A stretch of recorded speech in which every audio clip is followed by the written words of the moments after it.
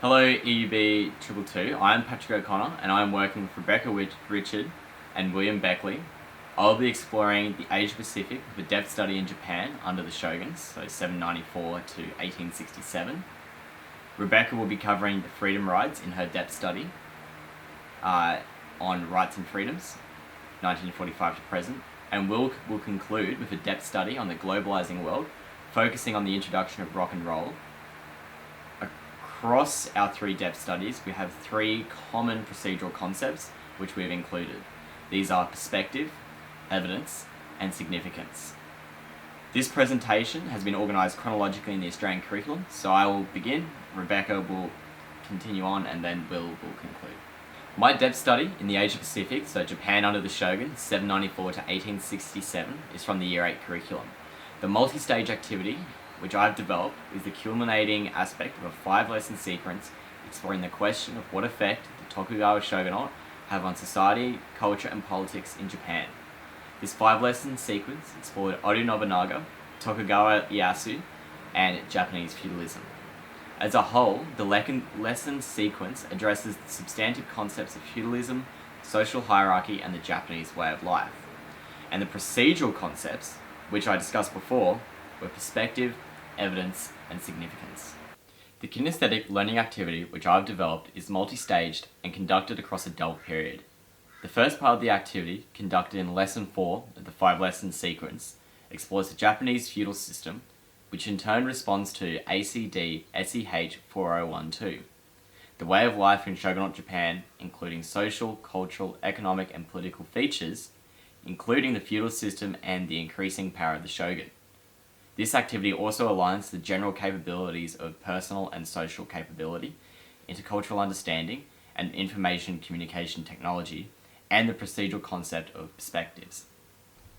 The second aspect of the multi-stage activity, conducted in the second half of the double, explores Tokugawa Ieyasu on military government and the social order, responding to ACD SEH 063, the role of the Tokugawa shogunate in reimposing a feudal system based on daimyo and samurai, and increasing the control of the shogun over foreign trade.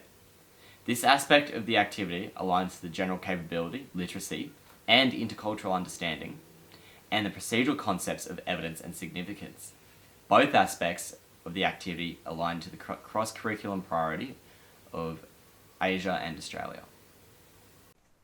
So let's establish the learning environment for the first half of the activity. There are a couple of resources which we will require. Firstly, students will need a copy of Minecraft Education on their laptops. A license of this is provided to all students at most schools in Queensland. The second resource which we will require is the role description sheet. This sheet designates 4 distinct roles to students in the classroom. I will quickly read some of these to give context before going into more detail about how this will be implemented later. Shogun. You are the true ruler of Japan. You must designate where the daimyos will travel to every 2 minutes from their lands. Do you punish the daimyos if they are late? Perhaps they plot against you. You must delegate your work to your daimyos to keep them busy. Keep the emperor close by. The daimyo. You must be at the shogun's court every 2 minutes. You must delegate work for the peasants, craftsmen, and merchants allocated to you. This could include developing your lands. The sheet also provides a guidance for the teacher in running the activity. To conduct this activity, the teacher will assign all students in the classroom a role. 9 students will be given a role from the role description sheet.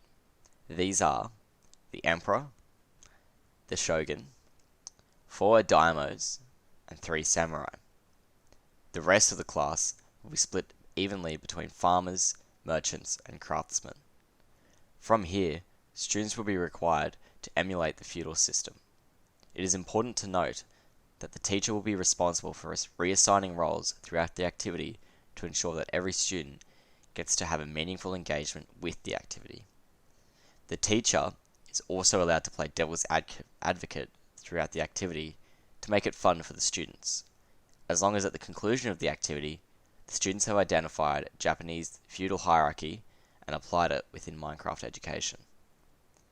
At the conclusion of this aspect of the multi-stage activity, the teacher will debrief the class. It is important that the teacher gathers the perspectives from students emulating all roles to establish to the class a broad picture of the Japanese feudal system. The activity itself is useful as a learning experience because it allows students to identify the feudal system before applying it themselves. This is beneficial for all students in the classroom due to its kinesthetic nature. In addition to this, it acts as a formative assessment point for the teacher to gauge students' understanding of the feudal system from the previous lessons. To prepare for the second aspect of the multi-stage activity, there are two more resources. First, there is the adopted source deconstruction sheet, and secondly, there is the primary source Tokugawa Ieyasu on military and the social order. These will be given to the students to read at the conclusion of the first activity. The second aspect of the multi-stage activity requires students to deconstruct the primary source Tokugawa Ieyasu on military government and the social order. I will read this briefly to apply some context to what the students are learning. Once, Lord Toshu conversed with Honda, Governor Soda, on the subject of the emperor, the shogun, and the farmer. The true master of the way of the warrior is the one who maintains his marital discipline even in time of peace. The farmer's toil is proverbial. He selects the seed from the last fall's crop and undergoes various hardships and anxieties through the heat of the summer until the seed grows finally to a rice plant. The rice then becomes the sustenance for multitudes. The artisan's occupation is to make and prepare wares and utensils for the use of others. The merchant facilitates the exchange of goods so that the people can cover their nakedness and keep their bodies warm. As students deconstruct this source, they will begin to develop understanding of the clear illustrations of the Japanese social hierarchy which has been provided to them. The adopted source deconstruction sheet will allow them to structure their thoughts logically and with clear headings. With clear headings for meaning and message, effectiveness and clarity, perspective and bias, and accuracy and validity. The introduction of this historical evidence will allow students to continue to build on the historical understanding developed in the Minecraft education aspect of the activity. As a complete activity, the multi-stage activity allows for the development and reinforcement of historical understanding of the feudal system in Japan. The Minecraft education aspect of the learning activity allows the students to identify and apply the feudal system in their own social environment. The source deconstruction aspect of the activity allows students to compound this historical knowledge and understanding through the introduction of primary evidence. In addition to this, the source deconstruction allowed students to form their own opinions about A, the significance of the source in describing Japanese feudalism, and B, the significance of the source in understanding modern Japan. If the unit was to continue after this activity, this understanding of the significance of the feudal system and of Tokugawa Ieyasu on feudal Japan and its influence on the modernization of Japan is vital.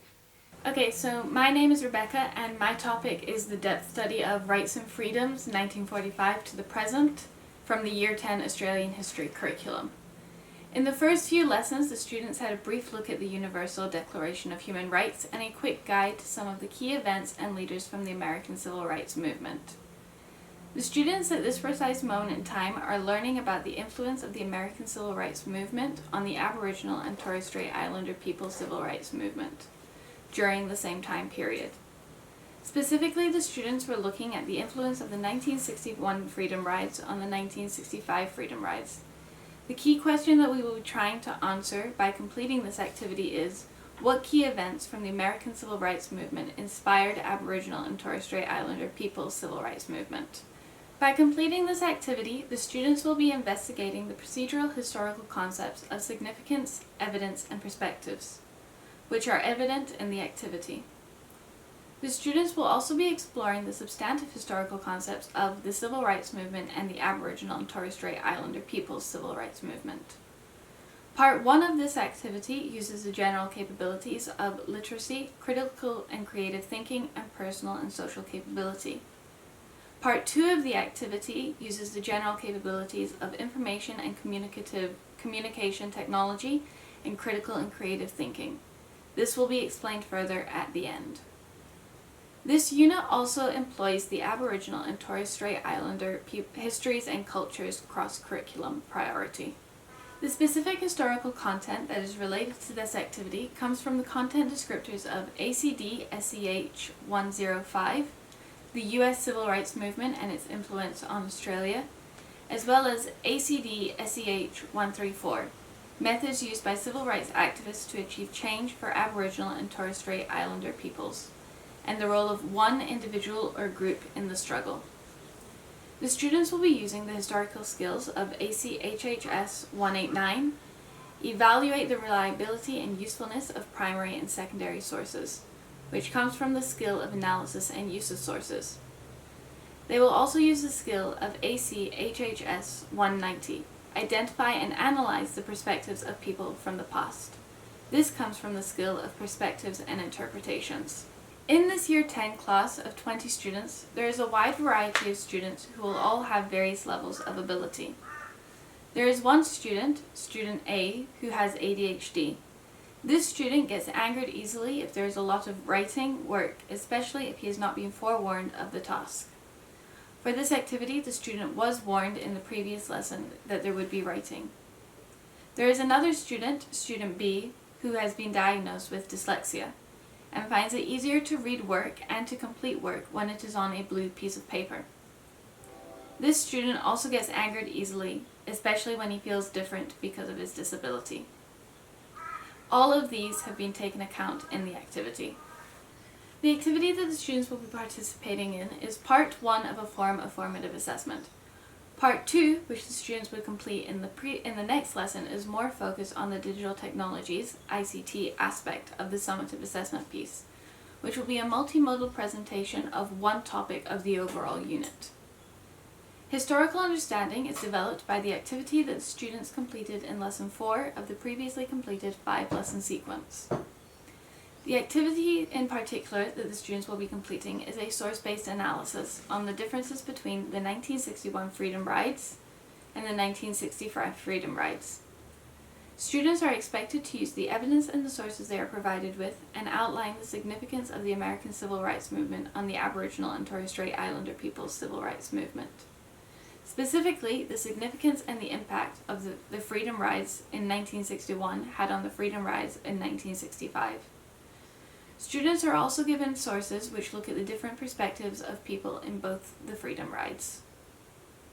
Before beginning this activity, students need to have a basic knowledge of the American Civil Rights Movement, as they are going to be comparing and contrasting an event from the movement over there to the one that occurred here. This movement is the Freedom Rides. The students will have the knowledge of 4 major leaders or activists in the American Civil Rights Movement, and they are given a brief timeline of the major events of the movement. They will look in depth at the 1961 Freedom Rides from the north to the south of America. Students will then be introduced to one of Australia's major activists for the Aboriginal and Torres Strait Islander people's movement, Charles Perkins, and one of the major events that he led, the 1965 Freedom Ride. Students will be shown images, news articles, excerpts from interviews that show the contrasting views to both rides, and which one in the end was the most successful. The students will have taken the knowledge that they acquired in the previous 2 lessons and apply it to the activity in this lesson. Now on to the activity. As previously mentioned, the activity that the students will be completing is a source-based analysis. The students will be given a maximum of 35 minutes to complete it. The students must answer the 6 questions that follow the sources, and then they must complete a tadpole analysis on 2 sources of their choosing. The sources in the analysis all have the ability to evoke responses from the students, as they are a range of images, excerpts from interviews and autobiographies, and an interactive diary excerpt. The students will have seen 2 of the 5 sources previously. This should make completion of the analysis slightly quicker. Through completing the source analysis, the students will be using the 3 procedural concepts of significance, evidence, and perspectives. This will become evident when you see the sources a bit later. The first source is an image of one of the Greyhound buses on fire during one of the 1961 Freedom Rides. The bus was stopped at the Anniston bus station. The bus was then firebombed when it stopped a few miles later.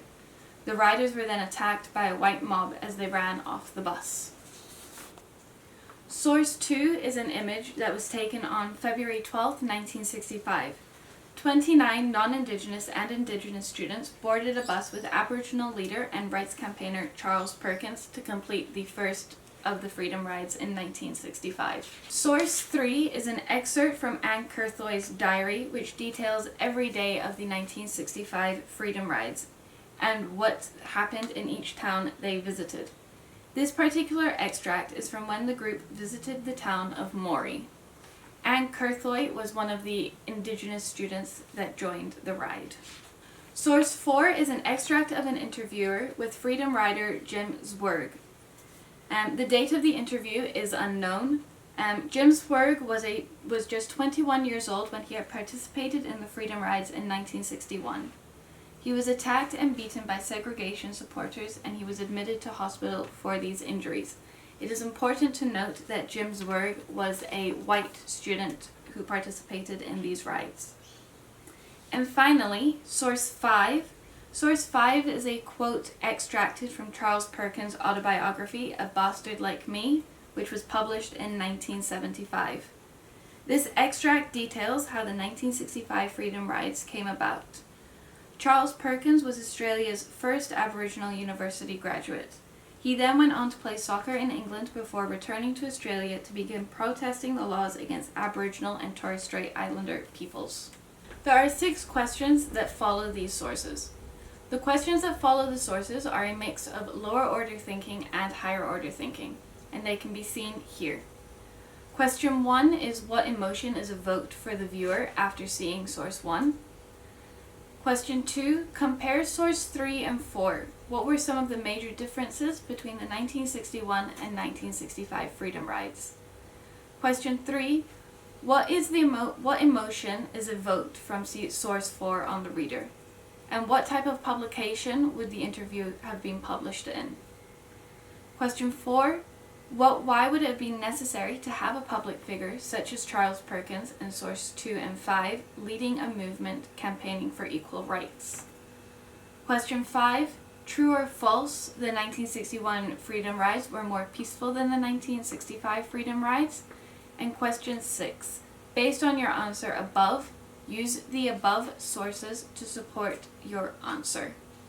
These questions are then followed by a tadpole analysis on 2 sources of their choosing. The tadpole analysis is a type of analysis that makes it easier for students to identify certain aspects of a source, such as the date of the source, the author of the source, and the type of source. As students only have to do the analysis for 2 of the sources and the fact that they are year 10, they should be able to complete this activity in the given time of 35 minutes. At the end of the activity, students will hand in their source analysis to the teacher. The teacher in the last 5 minutes of the lesson will explain to the students what will be happening in the next lesson. This is where part 2 of the overall formative assessment will be taking place. Students will take the full 60-minute lesson and will create a Google site. Here they will write a comparative essay on the 1961 and 1965 Freedom Rides. Students will be handed the source booklet back from the previous lesson. This will just allow them to refresh their mind on the sources. Students must have visuals and enough writing to prove and substantiate their point. Students will be guided by this question. By comparing the sources and your own knowledge of these events, which Freedom Ride was the most successful and why? This activity incorporates the general capabilities of ICT and critical and creative thinking. This activity also employs the same procedural concepts that Part 1 uses: significance, evidence, and perspectives. By completing these 2 activities, students are participating in both a standard source-based analysis style of assessment. However, they are also going to be completing a digital assessment as well, which is something that teachers generally steer away from, as it is not a traditional form of assessment. By completing a digital technologies assessment, you are engaging the students in a new way. You are making the information interesting, and the assessments aren't just essays and speeches. They have a chance to be creative and make a typically boring assessment, for example an essay, into something fun, engaging, and creative. This is not just for the students, but for the teacher as well. Okay. My name is William Beckley, and I will be focusing on the Year 10 Globalizing World depth study, focusing particularly on the introduction of rock and roll post-World War II. Subsequently, I'll be looking at the introduction and the importance of the teenager in changing the social landscape of the 50s and the late 40s. So, in regards to historical content, this activity relates directly to the developments of popular culture in post-World War Australia and their impact on society, as well as the changing nature of music, film, and the television industry in Australia, as well as the influences of overseas developments, particularly looking at the introduction of American music. While learning the content associated with these descriptors, students will be developing skills related to identifying and locating relevant sources using ICT, as well as identifying the origin and purpose of primary and secondary sources, identifying and analysing perspectives of people from the past, and finally, the use of historical terms and concepts. So the substantive concepts I have identified for this lesson are rock and roll, obviously an important concept in its own right, and as well as the key concept of the unit globalization, which underpins the unit itself, as well as the concept of the teenager, which is important in the social development. It contains three general capabilities: literacy, which is quite relevant to the record sleeves that the students will be researching, information and communication in the source analysis activity and their research, as well as critical and creative thinking, particularly in relation to their perspectives and opinions. So before beginning the activity, it's necessary to sort the students into groups. In the group organisation, there is an opportunity for the teacher to scaffold for extension for the gifted students, as well as peer teaching and support for students who may need additional help, such as EALD, or students who find some of the content quite difficult. In these groups, it's quite heavily based on Arondson's jigsaw model, which will kind of promote interdependence in group work, as well as responsibility for learning throughout the activities. So students will begin with an ICT-based learning activity. In their groups, they'll prepare a device that runs Shazam, which I'll discuss shortly, but it's an app designed to identify songs playing nearby. I'll then play one song from 5 different records, which I'll also discuss shortly. Each record acting as a representation of a particular time and genre in music history. The first group to successfully Shazam a song can choose to keep the song or pass it to another group. Of course, this process can be accelerated by just handing out the songs immediately, but we want to kind of promote the student agency and the freedom of choice in finding these records. By the end of this process, each group will have a respective record to research and talk about. This introduction, as aforementioned, uses several resources, which I'll now discuss. And it also introduces students to the first procedural concept of this lesson, which is source and evidence, quite heavily, as well as a focus on literacy. So, first is Shazam. Now, this app is useful for identifying new songs, and I have obviously a bit of a description, a visual of me using it here. It acts as an extensive database of information, otherwise known as evidence, relating to the song that they discover. And the students have a direct access to information about the artist, the lyrics of the song, accompanying music videos, as well as related artists and music, which follow the same trends and values. It's also worth noting that these students are likely familiar with the technology, and many of them will likely have it installed on their phones before the lesson actually begins. Incredibly useful for time saving and the organisation of the classroom. Now, the other resources, arguably the most important ones, are the 5 handpicked records. So these tangible primary and secondary sources were picked to kind of represent, to a broad degree, the nature of popular music from the early 40s to the late 50s, as well as the outlier, which is Beethoven's Symphony. So in chronological order, I have Beethoven's Symphony No. 6, a little bit of an outlier, but I think it's important to kind of remind the students that the change in musical tastes is a long-lasting trend rather than just something that happened in this 20-year period, and it's something that will be quite useful in the perspective cards later on with particular roles. We have Around the World with Bing, which is a famous jazz record from the late 40s. Bing Crosby was a very big American jazz artist. High Society, a very famous, again, American jazz musical with a related film which went with it. So you have the visual element as well as the written and audio elements. And then moving on from that, they kind of move into the rock and roll era, which was where the teenagers started to purchase these records and change societal values for themselves. We have Bill Haley's Greatest Hits, who was one of the first big rock artists to tour in Australia, therefore bringing the sense of unrest and kind of upheaval to Australian shores.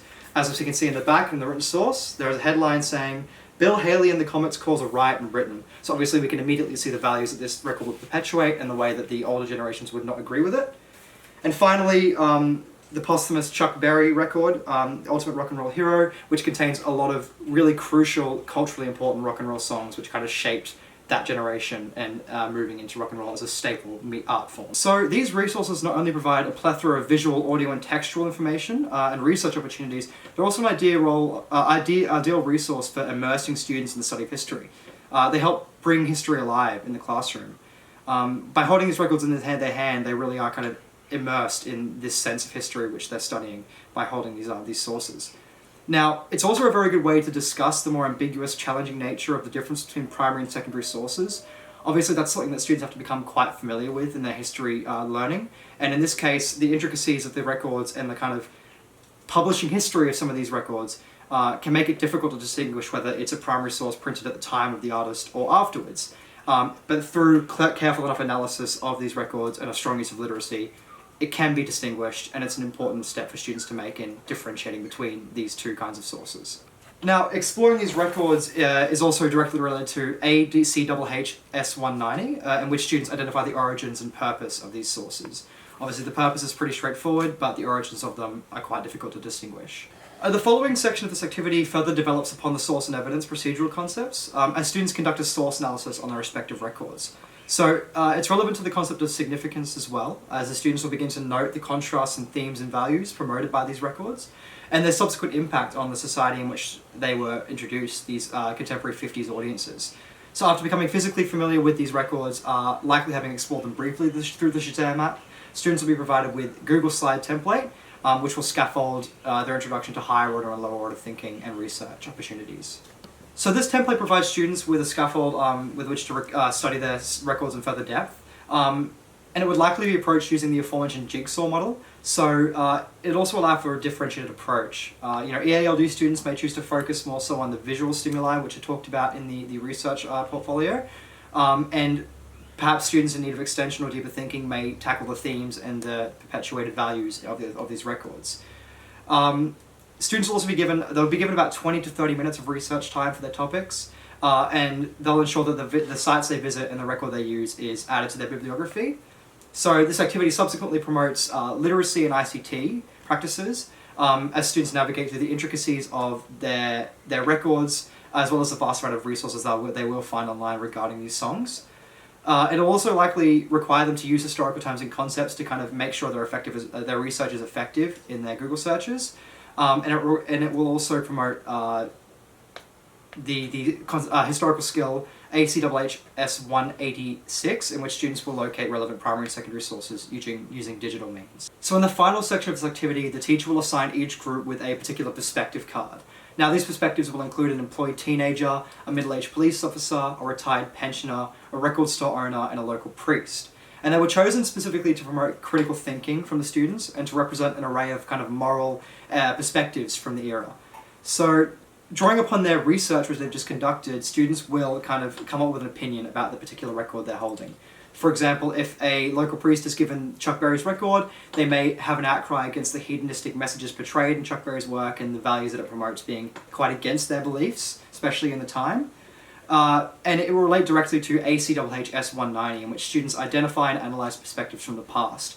Now there is an opportunity for extension here if students wish to kind of complete further perspectives, but it's also a fantastic opportunity because each of these are randomised. Any group can have any record and any group can have any perspective, but they all do work for each other as long as the students approach them with critical and creative thinking. So now we're going to look at the contemporary relevance of our depth studies. So the study of Japan under the shoguns is important for students as it allows them to develop a historical knowledge of Australia's Asian partners. An understanding of their unique histories allows students to develop a more well-grounded understanding of Japan's culture and significance in the Asia-Pacific region. This also achieves the Asia and Australia cross-curriculum priority, while giving students the basis of information to understand the rise of Asia and Japan in the global economy. This is something which is advocated for by Fazil Rezivi in an article on The Conversation, and this was particularly because of Japan's strategic and economic relations with Australia and the rest of Asia in the Asia-Pacific region. The contemporary relevance and value of studying the topic of rights and freedoms 1945 to the present is students have an in-depth look at the struggles that people, specifically Aboriginal and Torres Strait Islander peoples, went through a mere 50 years ago, and how they are still impacted to this day, such as the Mabo decision, which led to the land rights. It is crucial for students to understand that potentially their fellow students have family members or friends that have been impacted due to these events that they will be learning about. This topic also allows students to briefly learn about the Universal Declaration of Human Rights, and they learn about what rights they have and the rights that some people in different countries don't have. Students are also offered a brief look at the American Civil Rights Movement and how people in America fought against their injustices. This will also prepare them for Year 11, where they study the American Civil Rights Movement in depth. The contemporary relevance of rock and roll finds itself in its stark contradiction to Thomas Carlyle's great man theory. He asserts that the history of the world is nothing but the biography of great men. It's an outdated and rather narrow perspective, and this perception can be quite limiting in causing interest in history as a school subject. I believe it's crucial to remind students that the past and subsequently the future are influenced by social movements, events, and people of all genders, races, and backgrounds. The popular culture, and specifically the nature of rock and roll, are a perfect example of this diversity. In this activity and the overarching unit, students become aware of the massive influence teenagers had on societal change.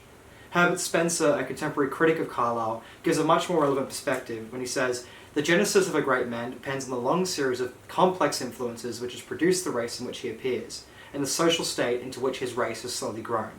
The power of music, art, and resistance to societal expectations will hopefully be a source of inspiration, if not at least interest, for students of similar ages. There's evidence in this topic of the power of a generational divide, the good it can bring, and this message can be translated into the rapidly conservative political landscape of the present. Teenagers quite literally have the power to change the world, back then and today."